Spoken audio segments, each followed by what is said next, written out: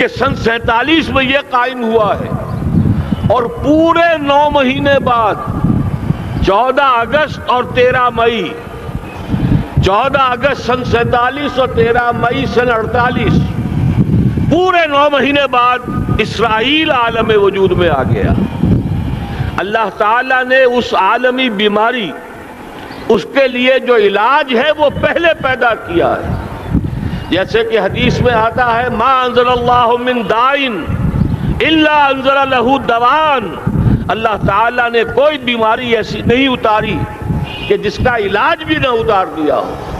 اور جیسے کہ ماں کی چھاتیوں میں بچے کی ولادت سے پہلے دودھ پیدا ہو جاتا ہے، اس کی غذا کا بندوبست پہلے ہو جاتا ہے، اسی طریقے سے اسرائیل کا جو فتنہ اٹھنے والا تھا اس کی سرکوبی کے لیے پاکستان وجود میں آیا ہے۔ اور آج وہ مرحلہ آ گیا ہے، تاریخ کا ایک عظیم موڑ۔ آپ دیکھیں گے کہ بڑی مشابہت پیدا ہو گئی ہے۔ ایک طرف بظاہر امریکہ کی مرضی کے خلاف اسرائیلی وزیر اعظم نیتن یاہو وہ بڑا ایک غرور کا اور بڑے تکبر کا مظاہرہ کر رہا ہے، اور وہ پورا پیس پروسیس جس پر نہ معلوم کتنا وقت صرف ہوا تھا، کتنی محنتیں ہوئی تھیں، کتنے راؤنڈز آف ٹاکس ہوئے تھے، کبھی واشنگٹن میں ہوئے ہیں، کبھی اوسلو طرز کا کوئی معاہدہ ہوا ہے، کبھی پھر اور اس کے بعد پیشی ہوئی تھی میڈرڈ کے اندر بھی، لیکن وہ سارا پیس پروسیس جو ہے اس کی دھجیاں کر رہا ہے۔ وہ وقت بالکل قریب نظر آ رہا ہے کہ یروشلم کے مسئلے پر وہاں بٹی دہک اٹھے گی، اور احادیث نبویہ میں جو خبریں دی گئی ہیں کتاب الملاحم کی احادیث میں معلوم ہوتا ہے کہ اب اس کا آغاز ہونے والا ہے۔ نیتن یاہو کو امریکہ کے خلاف جانے کا اصل میں حوصلہ کیوں پڑ رہا ہے؟ اس لیے کہ اسے معلوم ہے کہ فرنگ کی رگیں جہاں پنجہ یہود میں ہے، چاہے کلنٹن ہو یا کلنٹن کا باپ ہو، یہودی لابی وہاں کی اتنی مضبوط ہے، کانگریس میں اور سینٹ میں ان کا اتنا اثر ہے کہ کوئی بھی وہاں شخص بڑے سے بڑا طاقتور اور بڑے سے بڑا اختیارات کا حامل اسرائیل کی مرضی کے خلاف نہیں جا سکتا۔ یہی معاملہ یہاں نظر آ رہا ہے۔ بظاہر تو ناراضگی کا اظہار ہوا ہے، لیکن یہ بات اب تو کھلتی چلی جا رہی ہے۔ حقیقت یہ ہے کہ یہود اور ہنود کا بڑا گہرا لنک قائم ہو چکا ہے، اور یہ بھٹیاں اب دونوں طرف دہکیں گی۔ میں اس سے پہلے بارہا کہہ چکا ہوں، ملت اسلامیہ تقریباً 150 کروڑ افراد پر مشتمل ہے، لیکن اس میں سے تقریباً 20 کروڑ عرب ہیں۔ ان کو اللہ نے خصوصی فضیلت دی تھی، یہ تھے کہ جن کی زبان میں قرآن نازل ہوا، خود محمد عربی صلی اللہ علیہ وسلم عرب تھے، انہیں جو فضیلت عطا کی تھی، لیکن بدقسمتی سے اس دور میں آ کر بھی انہوں نے آزادی حاصل کرنے کے بعد بھی اپنا قبلہ درست نہیں کیا۔ کسی نے ماسکو کی طرف رخ کیا، کسی نے واشنگٹن کا رخ کیا، اللہ اور اس کے رسول کی طرف رخ نہیں ہوا۔ واقعہ یہ ہے کہ مجرم ہیں، دوسرے بڑے مجرم 150 کروڑ میں سے 10% یہ 15 کروڑ مسلمان ہیں۔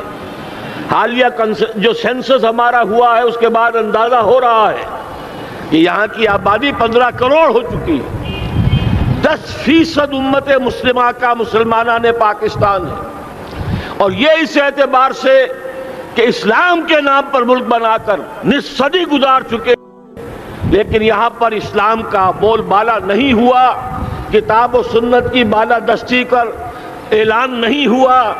دستور میں ساری اسلامی دفعات موجود، لیکن اس کے ساتھ ہی ایسے خلا موجود، چور دروازے موجود کہ کوئی دفعہ بھی مؤثر نہیں ہے۔ یہ منافقت کا پلندہ لے کر ہم چل رہے ہیں اس دستور کو، اس دستور مملکت پاکستان کو۔ لہذا واقعہ یہ ہے کہ یہ بھٹی جو ہے اب ہماری آزمائش کے لیے آگ آد ابراہیم ہے، نمرود ہے، کیا کسی کو پھر کسی کا امتحان مقصود ہے؟ اسی لیے میں نے وہ آیت بھی آپ کو سنائی، وَلَنَّبْلُوَنَّكُمْ بِشَيْءٍ مِّنَ الْخَوْفِ وَالْجُوعِ۔ آج کی صورتحال پر غور کیجئے، کس درجے یہ الفاظ ہمارے جو ہیں وہ ثابت ہو رہے ہیں اور جس اپلائی ہو رہے ہیں۔ ایک خطرہ پیدا ہو چکا ہے۔ واقعہ یہ ہے کہ کوئی کرائسس ہو، کوئی خطرہ ہو، کوئی اندیشہ ہو تو قوم جاگ جایا کرتی ہے، اور اس کے بعد حقیقت یہ ہے اگر ہم نے جرأت کر لی، اور مجھے یقین ہے کہ ہو جائے گا، کچھ لیت و لال ہے، کچھ تاخیر ہے، حکومت کے کچھ اعلانات دو طرفہ سے بھی آ جاتے ہیں، لیکن مجھے یقین ہے یہ دھماکہ ہوگا، یہ مشیت ازدی ہے، یہ شدنی امر ہے، یہ ہوگا۔ اور اس کے بعد یقیناً اس آیت مبارکہ کا دوسرا لفظ ہم پر منطبق ہوگا، وَلَنَبْلُوَنَّكُمْ بِشَيْءٍ مِّنَ الْخَوْفِ وَالْجُوعِ، یہاں دوسرا لفظ بھوک کا لفظ ہے۔ ہم پر سختیاں آئیں گی، یقیناً الکفر ملت واحدہ، پوری دنیا امریکہ کی زیر سرپرستی ہمارے خلاف کھڑی ہوگی، ہمارے اوپر پابندیاں لگیں گی، لیکن شاید ہمارے جذبہ ایمانی کو بیدار کرنے کے لیے اللہ تعالیٰ اسی کو ذریعہ بنا دے، اور پھر اس کے ذریعے سے پورے عالم اسلام میں عوامی سطح پر جو ہمدردی پیدا ہوگی پاکستان کے ساتھ، اس کے آثار شروع ہو گئے ہیں۔ کبھی قطر کی طرف سے خبر آ رہی ہے، کبھی الاحرام کا جو ہے وہاں بات سامنے آ رہی ہے۔ معلوم ہو رہا ہے کہ جو بھی پبلک اوپینین ہے پورے عالم اسلام میں، اس کی وجہ کیا ہے؟ میں نے اپنے پچھلے جمعے کے خطاب میں عرض کیا تھا کہ جیسے پاکستان سلطنت خداداد پاکستان ہے، ایسے ہی اس کی ایٹمی صلاحیت یہ بھی خداداد ہے، اللہ نے چھپر پھاڑ کر ہمیں دی ہے۔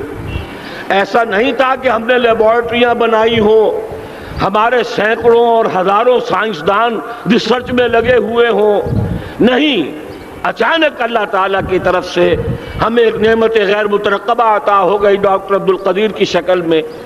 پھر نہ معلوم کس کس ذریعے سے اس پروگرام کو آگے بڑھانے کے لیے جن پرزوں کی ضرورت تھی، کس کس ذریعے سے وہ پرزے یہاں پہنچے ہیں، یہ بھی خالص خداداد صلاحیت ہے، اور اس کو سمجھ لینا چاہیے کہ یہ ہمارے لیے ایک فرض کفایہ کے درجے میں ہے پوری امت مسلمہ کی طرف سے۔ اس کی وجہ کیا ہے؟ پورے عالم اسلام میں کہیں اور یہ صلاحیت موجود نہیں۔ کچھ ایٹمی دانت نکلنے کا امکان پیدا ہوا تھا عراق میں، آپ کو معلوم ہے کئی سال پہلے اسرائیل کے جیٹس آئے اور اس کی ایٹمی تنصیبات کو تہس نہس کر کے چلے گئے۔ اس کے بعد جو کچھ ہوا ہے خلیج کی جنگ میں، اس کا اگلا پچھلا کھایا پیا سارا اگلوا دیا، اور اس کے لیے جو پابندیاں ہیں شدید سے شدید تر ابھی تک چلی آ رہی ہیں۔ تو اچھی طرح سمجھ لیجئے کہ پورے عالم اسلام میں صرف ایک پاکستان ہے، پوری دنیا میں صرف ایک ملک ہے جو اسلام کے نام پر بنا، پورے عالم اسلام میں صرف ایک ملک ہے جس کے پاس ایٹمی استعداد ہے۔ ان دونوں چیزوں کو سامنے رکھیے تو پھر مشیت ازدی میں مختلف چیزیں جو اللہ تعالیٰ کی اس تدبیر کے اندر موجود ہیں، اس کی کچھ نہ کچھ کڑیاں جو ہے ملتی نظر آتی ہیں۔ لہذا اگر یہ معاملہ ہو جاتا ہے تو یقیناً اگرچہ سختی آئے گی، وَلَنَبْلُوَنَّكُمْ بِشَيْءٍ مِّنَ الْخَوْفِ وَالْجُوعِ، لیکن ایک تو یہ کہ اس قوم کے اندر سے انشاءاللہ جذبہ ایمانی برآمد ہوگا، اس قوم کے اندر سے ایثار اور قربانی کے جذبات برآمد ہوں گے، پورے عالم اسلام کی اخلاقی سپورٹ اس سے حاصل ہوگی۔ اور میں یہ سمجھتا ہوں کہ جیسے نوائے وقت نے بھی بہت اچھا کیا، کل یا پرسوں کے اپنے جو سر وقت پر وہ احادیث شائع کر دی ہیں، جن میں سے دوسری حدیث بڑی معنی خیز ہے۔ حضور نے فرمایا اصابتان احرزہم اللہ من النار، دو لشکر ایسے ہیں کہ جن کو اللہ تعالیٰ نے جہنم کی آگ سے چھٹکارے کا پروانہ دے دیا، وہ لشکر جو ہیں وہ جہنم کی آگ سے چھٹکارا پا گئے، احرزہم اللہ من النار۔ وہ دوسرے لشکر کون سے ہوں گے؟ اصابت یغزو الہند، ایک وہ کہ جو ہندوستان پر حملہ آور ہوگا، اور دوسرا وہ جو حضرت مسیح علیہ السلام کے ساتھ جبکہ ان کا نزول ہوگا، اور اللہ تعالیٰ ایک مجدد، اس آخری دور کے مجدد کی حیثیت سے حضرت مہدی کو بھی ہمارے درمیان میں سے اٹھائے گا، اور پھر جو آخری فیصلہ کن جنگ ہوگی الملحمۃ العظمیٰ، اس کے لیے یہاں سے فوجیں جائیں گی ان کی مدد کے لیے۔ اب ان دونوں فوجوں کو ایک حدیث میں جمع کرنے سے اندازہ کر لیجئے کہ اس کا مطلب کیا ہے۔ یہ علاقہ پاکستان اور اس سے ملحق افغانستان، یہ علاقہ ہے کہ جو اسلام کا گہوارہ پہلے بنے گا۔ یہاں سے فوجیں جائیں گی اور دائیں بھی اور بائیں بھی، مشرق میں بھی اور مغرب میں بھی، اور یہیں سے انشاءاللہ تعالی اسلام کا جو عالمی غلبے کا جو وعدہ ہے اللہ کا، کی خبر دی ہے محمد رسول اللہ صلی اللہ علیہ وسلم نے، لا يبقى على الارض بیت وبر ولا مدر الا ادخله اللہ کلمۃ الاسلام۔ اس روئے ارضی پر کوئی گھر بچے گا نہ خیمہ بچے گا جس میں اللہ تعالیٰ کلمہ اسلام کو داخل نہ کر دے۔ وہ حدیث کے جس کے بارے میں فرمایا گیا، حضور نے ارشاد فرمایا، حضرت ثوبان سے روایت ہے کہ اللہ تعالیٰ نے میرے لیے ساری زمین کو سمیٹ دیا۔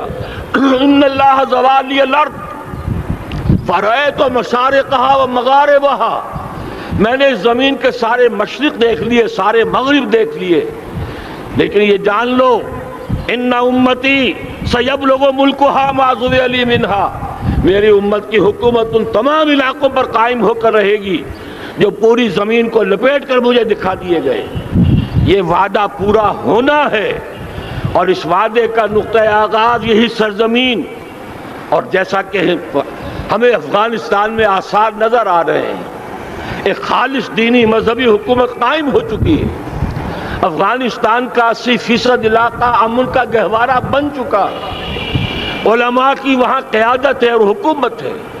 یہ پاکستان اور افغانستان مل کر، جیسا کہ آپ کو یاد ہوگا میں نے جب تجویز پیش کی تھی کہ حکومت پاکستان فوراً تسلیم کرے طالبان کو، اللہ کا شکر ہے، میں سمجھ یہ نہیں کہتا کہ میرے کہنے کی وجہ سے ہوا، لیکن بہرحال اللہ کا فضل ہوا کہ چند دن کے بعد ہی حکومت پاکستان نے تسلیم کر لیا طالبان کی حکومت کو۔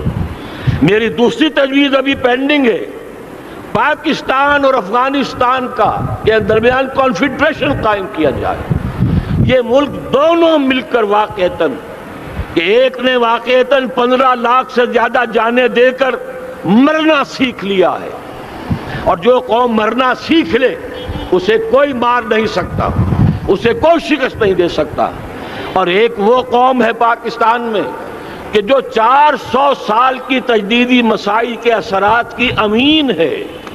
یہ اس کا تراث علمی ہے، چاہے وہ تحریک حضرت مجدد الفسانی کی تھی، چاہے وہ علمی تحریک شاہ ولی اللہ کی تھی، چاہے وہ تحریک جہاد سید احمد بریلوی کا تھا، چاہے اور جو بھی رجال عظیم پیدا ہوئے ہیں 14ویں صدی ہجری میں، ان سب کے اثرات یہاں موجود ہیں۔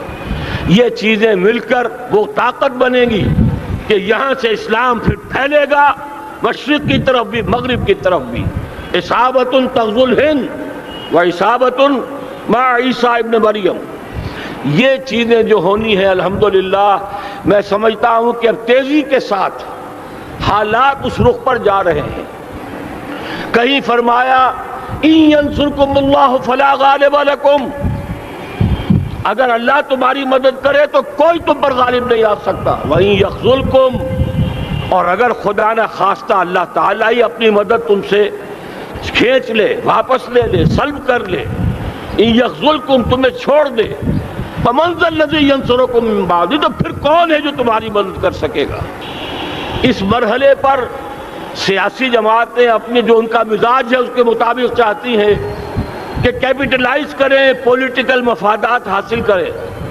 بہرحال میرے نزدیک ایک کنسنسس ہونا چاہیے، ایک نقطے کا دھماکہ ہونا چاہیے، اور نمبر 2 اللہ اور اس کے رسول کے ساتھ صلح اور اللہ کی مدد کی ضمانت حاصل کرنے کے لیے کتاب و سنت کی ٹوٹل بالادستی، پورے دستور پاکستان میں کوئی شے اس کے منافی ہو اس کو نکال کر باہر کر دیا جائے، نفاق سے پاک کر دیا جائے۔ جیسے دعا ہے اللہم ربنا طہر قلوبنا من النفاق، اسی طرح دعا مانگیے کہ اللہ ہمارے ملک کے دستور کو نفاق سے پاک کر دے۔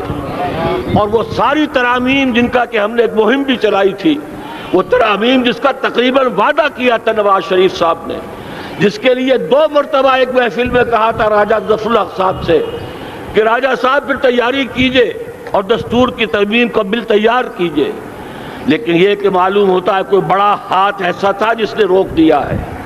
یہی ہاتھ ہے جو آج ہمیں ایٹمی دھماکہ کرنے سے روک رہا ہے۔ ہمیں چاہیے کہ یہ دونوں دھماکے بیک وقت کریں، اور ان دونوں دھماکوں کے بعد پھر چاہے دنیا کی کوئی طاقت ہماری دشمن بن جائے، ہمارے لیے اللہ تعالیٰ کی مدد و نصرت ہوگی۔ وَلَنَبْلُوَنَّكُمْ بِشَيْءٍ مِّنَ الْخَوْفِ وَالْجُوعِ وَنَقْصٍ مِّنَ الْأَمْوَالِ وَالْأَنفُسِ وَالثَّمَرَاتِ وَبَشِّرِ الصَّابِرِينَ الَّذِينَ إِذَا أَصَابَتْهُم مُّصِيبَةٌ قَالُوا إِنَّا لِلَّهِ وَإِنَّا إِلَيْهِ رَاجِعُونَ۔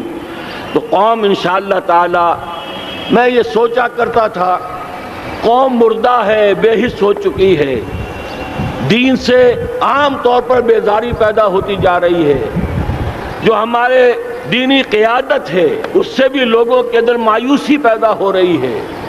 کیسے ہوگا؟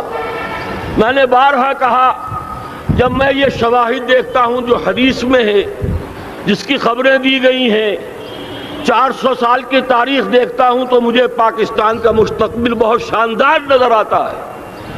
یہ تو مشیت ایزدی میں کسی بہت اہم رول کو پلے کرنے کے لیے قائم ہوا ہے۔ جب میں زمینی حالات کو دیکھتا ہوں تو مایوسی ہوتی ہے، لیکن میں یہ سمجھتا ہوں کہ وہ وقت آ گیا ہے کہ جس میں یہ قوم جھنجھوڑی جائے۔ ایک دفعہ کا یہ جھنجھوڑا جانا انشاءاللہ تعالی ہمارے بہت سے دل اندر دور کر دے گا۔ آخر چینی کیا تھے؟ ایک 10 صدی پہلے کے چینی افریقی قوم آج کہاں سے کہاں پہنچ گئی ہے۔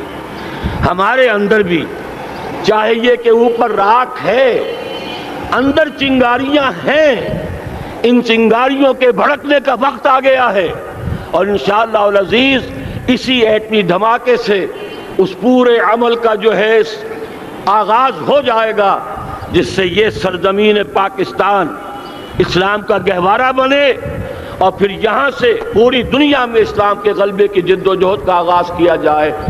بس میں اسی پر اتفاق کر رہا ہوں۔ اللہ تعالیٰ سے دعا کرتا ہوں کہ وہ ہمارے حکمرانوں کو، اگر تو کوئی تاخیر ہو رہی ہے انتظامی امور کی وجہ سے، کوئی بات نہیں، بہرحال معاملہ ایک اچانک ہو گیا ہے، لیکن مجھے توقع ہے کہ انشاءاللہ وہ دھماکہ ہوگا اور جلد ہوگا۔